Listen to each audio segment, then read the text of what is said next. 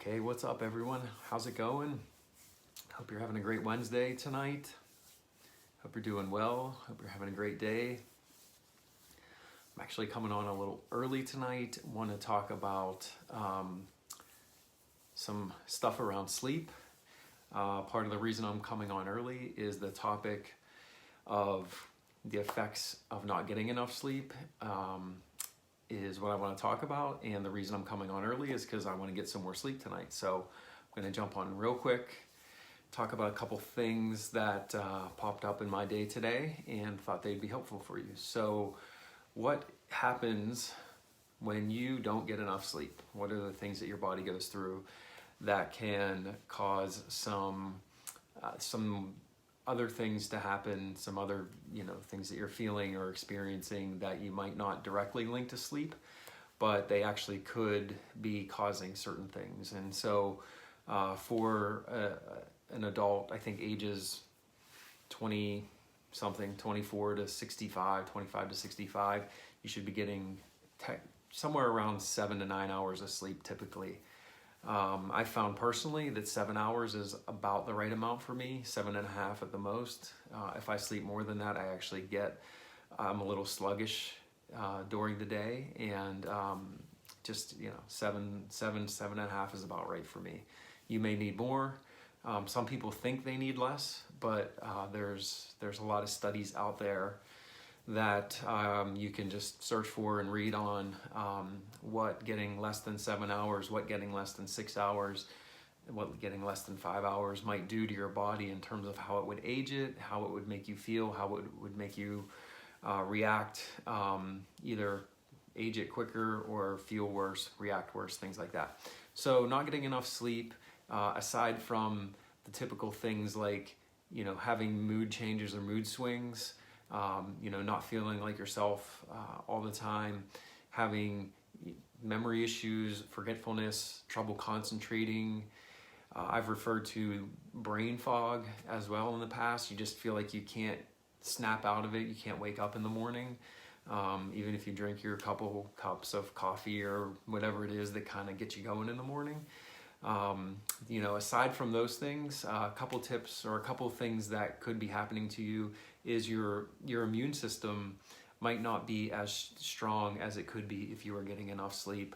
Obviously, there's many parts of your body that repair itself, that build up the strength and immunity that you would have to either heal or fend off anything like the flu, common colds, and different things like that, maybe certain viruses going around right now.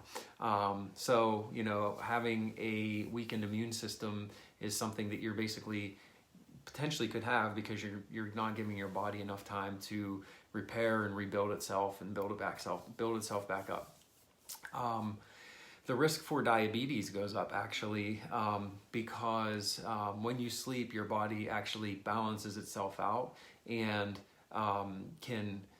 it basically balances out the insulin in your body and your ability to produce insulin. And so not getting enough sleep doesn't allow you to kind of get to that stage where your body's acting as efficiently as it could be in terms of producing insulin, handling sugar and blood sugar and things like that. So that could be something that maybe it doesn't create it, but it might not be helping it. It might make things a little bit worse. So you want to make sure that you're getting enough sleep for that reason. Risk of heart disease potentially increases as well. I know there's a ton of studies out there about this. The article that I read on, I think it was the Cleveland Clinic, talked about this a little bit. But you end up having higher levels of chemicals in your body that create inflammation, and inflammation is one of the main reasons why somebody might have heart disease. And obviously there's many reasons why you can have that type of inflammation, whether that's diet, lifestyle, not getting enough sleep, many other things that could contribute to that. But sleep is potentially one of them as well. And so, getting enough sleep in those regular amounts could amount to having some better heart health and helping kind of fend off some of those things in that area. And then one that a lot of people might not completely associate with it is controlling your weight. So you might be holding on to weight, not able to lose weight if you're trying to do that. Maybe exercising or following some sort of healthy lifestyle meal plan or anything like that. The weight might not be coming off the way that you would like it, or you might be holding on to a little bit more than you're typically used to.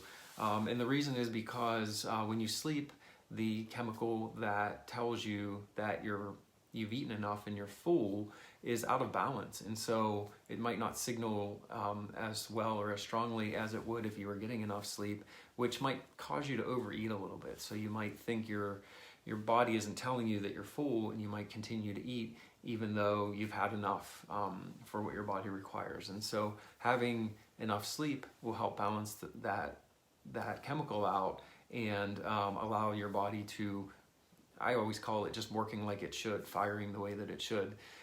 Everything kind of working in balance the way that it should. So those were the 4 kind of additional tips, other than those standard ones, in terms of mood and energy and memory and things like that. Hopefully those were helpful to you. If you want to know the ways that I get better sleep, I'd love to share my couple of tips with you. One of them is do things like this a little bit earlier so you can get up to bed. But I'll share my other 2 or 3 things that I find really helpful to do on a regular basis to make sure that I'm getting enough as well as good quality sleep.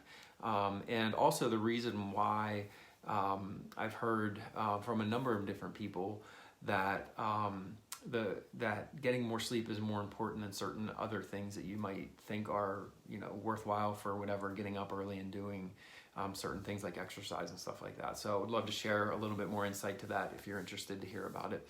Just shoot me a message, reach out. Would love to chat with you, share that information, and see how I can help you. All right, have a great night. Hope you're having a great Wednesday, and we will talk soon.